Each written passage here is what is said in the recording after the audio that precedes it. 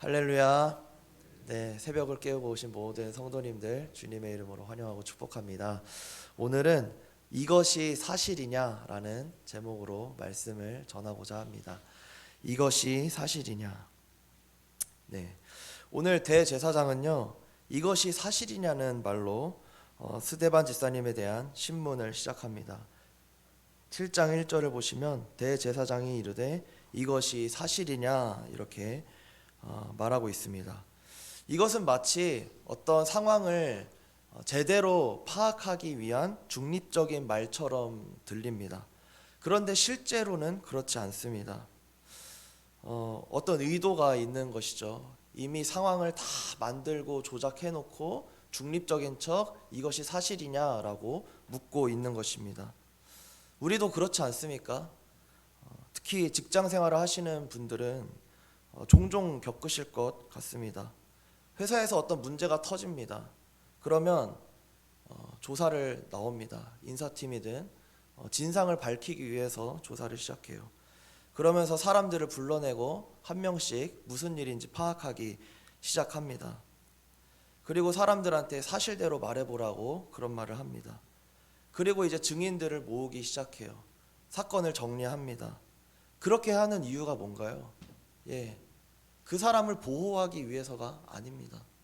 여기 대제사장이 이것이 사실이냐라고 묻는 것은 스데반 집사님을 보호하기 위해서가 아닙니다.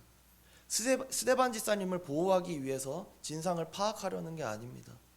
회사랑 똑같습니다. 회사를 지키려고, 회사를 보호하려고, 높으신 분들을 지키기 위해서 그런 진상조사를 하고 있는 것과 같은 상황입니다. 대제사장도 마찬가지죠. 거짓 증인들을 세워두고 자신들이 원하는 방향으로 지금 끌고 가고 있는 것입니다. 오늘 우리가 읽지는 않았지만 6장에서 보시면 7명의 집사님들이 세워집니다. 그 중에 한 분이 스데반 집사님이신데요. 6장 8절에 보시면 이 스데반 집사님에 대한 묘사가 나옵니다. 스데반이 은혜와 권능이 충만하여 큰 기사와 표적을 민간에 행하니. 그러면서 이제 9절에 이른바 자유민들이라는 사람이 등장을 하는데요.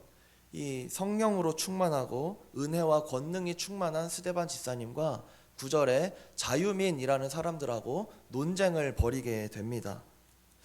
이 논쟁을 벌이게 되는데요. 이 자유민들은 누구냐면 학자들은 이제 디아스포라 유대인들일 것이다. 그렇게 말을 합니다. 팔레스타인 지역에 살고 있는 히브리파 정통 유대인이 아니고 여러 나라에 흩어져 살던 북아프리카, 오늘 나온 구레네 그 동네라든지요, 이집트에 있는 알렉산드리아 또는 터키 지역에 있는 길리기아, 아시아 이런 곳에서 모인 디아스포라 유대인일 것이다 이렇게 말을 합니다.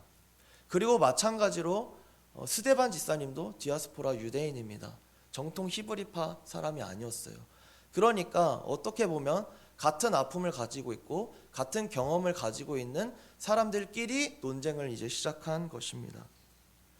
그런데 논쟁을 하다 보니까 도저히 이 성령 충만하고 지혜가 충만한 스데반 집사님을 이길 수가 없는 거예요.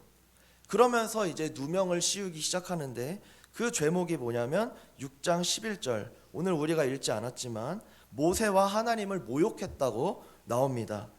그러면서 추가적으로 또 씌우는 죄목이 있는데 13절에 보시면 이 거룩한 곳과 율법을 거슬러 말했다 이렇게 말하고 있습니다. 모세와 하나님을 모욕한 거고요. 그리고 성전, 거룩한 곳이라고 나와 있지만 성전을 말합니다. 성전과 율법을 거슬러 말했다 그렇게 주장하는 것입니다. 이 누명을 씌우면서요, 이것을 증언하기 위해서 13절에 거짓 증인들을 세운 것을 우리가 볼 수 있습니다.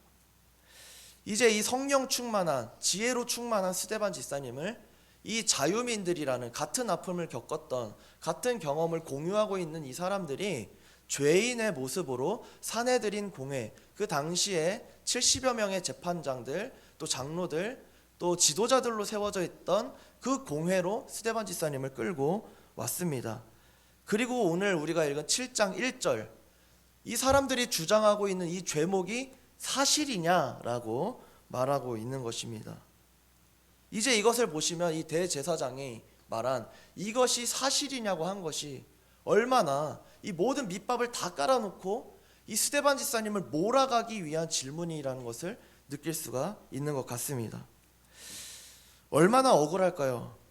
우리도 이런 일을 당할 때가 있지 않습니까? 저는 그런 의도로 말한 게 아니에요. 그런데 어떤 사람이 내 말을 이용해서 다른 사람을 헐뜯고 비방하기 시작합니다. 내 말은 그런 뜻이 아니었는데 내 말을 이용해서 이상한 소문을 퍼뜨리기 시작합니다. 세상에만 그런가요? 교회 안에도 그런 사람들이 있습니다. 그러면서 서로 상처받고 서로 믿지 못하고 회의감이 생기고 더 이상 예전처럼 그 사람을 반겨주지 못하는 일들이 우리 삶 가운데 일어나기 시작합니다. 이러한 상황 속에서 스데반 집사님은 어떻게 하셨을까요? 1절에 대제사장이 묻습니다. 이것이 사실이냐? 너가 모세와 하나님을 모욕하고 율법과 성전을 거슬러 말한 것이 사실이냐? 라고 물었을 때 2절에 스데반 집사님은 이렇게 시작을 합니다. 여러분 부형들이여 라고 말합니다. 부형들이 뭐죠? 아비부의 형입니다. 아버지와 형제들이여, 그렇게 시작하고 있는 것입니다. 법정 앞에선, 재판 앞에선 사람의 모습이 아닙니다. 가족의 이미지를 보여주고 한 형제라는 것을 보여줍니다. 우리는 원수가 아닙니다, 여러분. 그것을 보여주는 것이죠.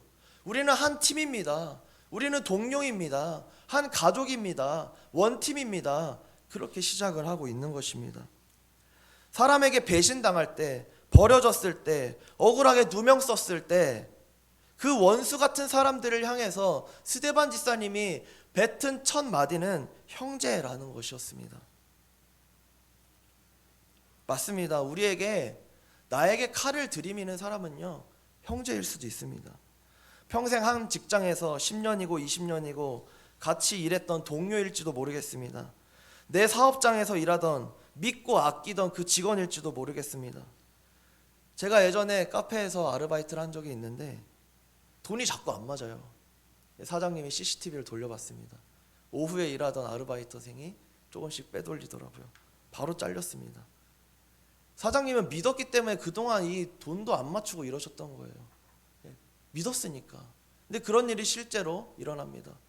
그리고 또 제가 아는 한 권사님은 식당을 하시는데 이제 식당에 불법 증축물이 있으셨던가 봐요. 이 다락방처럼 이제 1층에서도 먹고 위에는 이제 신을 벗고 올라가서 이제 앉아서 먹는 그런 구조로 만드셨는데 그게 그동안은 문제가 없으셨대요. 그런데 오랫동안 같이 일했던 직원이 나가면서 그 시설을 신고해버린 거예요. 그래가지고 그 위에 공간이 다 폐쇄되고 이제 뭐 여러 가지 벌금을 물게 되셨다고 합니다. 그때 막 울면서 얘기하시더라고요. 어떻게 정말 친자매처럼 지냈던 그 사람이 이렇게 뒤통수를 칠 수 있는지 너무 속상하다고, 더 이상 사람을 못 믿겠다고 그렇게 이야기하시더라고요. 이런 겁니다. 나를 어렵게 만들고 나를 곤혹스럽게 만들고 그런 사람은 어쩌면 스데반 집사님이 말했던 것처럼 내 아버지요, 내 형제요, 나의 가장 가까운 사람일지도 모르겠습니다. 스데반 집사님은 그 원수 같은 자에게 아버지여, 형제들이여 그렇게 말하고 있는 것을 볼 수 있습니다. 우리도 그렇게 할 수 있을까요? 우리도 그렇게 할 수 있을까요? 복음 앞에 선 스데반 집사님은 그렇게 하셨다는 것을 보면서 우리도 정말 이 복음 앞에 선 자의 모습을 닮아가야겠다, 그런 결심을 하게 됩니다. 그런데요, 이 스데반 집사님의 이 뒤에 나오는 대답들은요, 제가 보기에 조금 엉뚱해 보입니다. 왜냐하면 이 스데반 집사님의 죄목은 뭐죠? 성전과 율법을 거스르고 모세와 하나님을 모욕했다는 것 아닙니까? 그러면은 이렇게 이야기해야죠. 형제들이여 라고 시작하는 건 그렇게 할 수 있다고 칩니다. 그렇지만 저는 그런 적이 없어요. 저는 하나님을 모욕한 적 없습니다. 모세를 모욕한 적 없습니다. 성전을 거스른 적 없습니다. 율법을 거스른 적 없습니다. 이렇게 말해야 되지 않겠습니까? 그런데 오늘 스데반 집사님께서는 그렇게 시작하는 것이 아니고 뜬금없이 이스라엘의 역사를 이야기하는 것으로 시작하고 있다는 것입니다. 이상하지 않나요? 약간 동문서답인 것 같지 않습니까? 왜 뜬금없이 자기 자신을 변호하고 주장하는 것이 아니라 이스라엘의 역사를 이야기하고 특별히 아브라함의 이야기로 시작을 하고 있을까요? 그것은 이 이스라엘의 역사를 이야기하고 아브라함의 이야기로 시작하는 것이 바로 그 질문에 대한, 그 혐의에 대한 대답이 되기 때문입니다. 첫 번째, 스데반 집사님의 대답은요, 성전을 거스른다는 것에 대한 대답이었습니다. 이 성전을 거스르고 있다는 것에 대한 대답이었어요. 이스라엘 사람들은 우리가 성전에서 하나님과 소통하고 교제하고 응답받는다고 생각했고, 성전에 하나님의 임재가 있다고 생각했습니다. 그런데 하나님께서 제사장을 세우시고 그 광야의 시대에 성막에서 제사를 받으셨습니다. 그리고 솔로몬이 성전을 완성시켰고요. 그때부터 성전에서 제사를 드렸습니다. 그러니까 유대인들은 성전을 통해서 제사를 드림으로써 하나님 앞에 나아갔어요. 그리고 그곳에는 하나님의 임재가 있었습니다. 그리고 하나님께서는 선지자들을 통해서 계시를 하셨어요. 이것이 전통적으로 이스라엘이 생각했던 하나님과의 소통 방법이었고 하나님의 임재가 있는 곳이었습니다. 이것이 바로 성전에 대한 개념이었어요. 그런데 스데반 집사님은 이것을 깨려고 하는 것입니다. 2절에 보시면요, 7장 2절에 여러분 부형들이여 들으소서. 우리 조상 아브라함이 하란에 있기 전 메소보다미아에 있을 때에. 그러니까 하나님께서 아브라함을 부르실 때 어디서 부르셨냐, 그것을 지적하고 있는 거예요. 메소포타미아에서 부르지 않으셨냐라고 이야기하고 있는 것입니다. 그리고 9절에는요, 요셉을 이야기하는데 요셉은 애굽 땅에 팔렸는데 거기서 하나님이 함께 하셨다고 하고 있지 않냐, 그렇게 말을 하는 것입니다. 그리고 우리가 읽지 않았지만 30절에 보시면 모세는 시내산 떨기나무에서 하나님을 만났다, 그렇게 주장을 합니다. 그러니까 아브라함이든 요셉이든 모세든 모두 성전이 아니라 성전 밖에서 하나님을 만났다는 거예요. 그것을 의도적으로 말하고 있는 것입니다. 그러니까 성전을 모욕하고 거슬렀다고 말하고 있는 너희의 주장은 틀렸다. 하나님은 성전 밖에 계시고 어디에나 계시다. 우리와 함께 지금 여전히 살아계신 하나님, 지금 여기 계시다라고 말하고 있는 것입니다. 그리고 두 번째로 왜 이스라엘 역사를 이야기하는가? 그것은 율법을 거스른다에 대한 대답을 하기 위해서입니다. 율법을 거스른다고 말했지만 그렇지 않다는 것이죠. 우리가 오늘 읽지 않았지만 6장 38절에 보시면 광야교회라는 말이 나옵니다. 시내산에서 모세는 천사와 함께 있었고 모세는 살아있는 말씀을 받았다고 나와요. 이 살아있는 말씀은 율법, 십계명을 이야기합니다. 그러니까 그 천사가 모세에게 율법을 줬는데 너희가 지금 그것을 거슬러서 살고 있지 않냐. 그러면서 53절에 너희는 천사가 받은 그 율법을 지키지 않고 살아가고 있는 백성들이다 라고 말하고 있는 것입니다. 그렇습니다. 이제 말씀을 정리하겠습니다. 스데반 집사님은요, 이 억울한 누명 앞에서 담대하게 복음을 증거하는 것을 선택했습니다. 우리도 살아가면서 때때로 믿던 사람, 가까운 사람, 친한 사람, 나의 팀, 나의 동료에게 배신당하고 버림당할 때가 있을 수 있습니다. 그럴 때 우리는 어떻게 해야 될까요? 스데반 집사님에게 주셨던 것과 같이 성령 충만함을 내게 주시고 지혜를 더하여 주시옵소서라고 기도해야 될 줄로 믿습니다. 내가 이 사람들 앞에서 무슨 말을 해야 될지, 어떤 주장을 펴야 될지, 하나님 지혜로운 입술을 더하여 주시옵소서, 성령의 충만함을 더하여 주시옵소서. 육신의 한계, 인간의 한계적인 말을 뱉는 것이 아니라 하나님의 권능에 붙들린 말을 할 수 있도록 도와주시옵소서. 이렇게 구하는 우리 모두가 되어야 할 줄로 믿습니다. 이 믿음으로 오늘 하루도 승리하시길 주님의 이름으로 축복합니다. 기도하겠습니다. 하나님 아버지, 성령 충만하기를 원합니다. 스데반 집사님과 같은 성령 충만과 지혜를 더하여 주셔서 내가 사람들 앞에서 무슨 말을 해야 될지 주님 알게 하여 주시옵소서.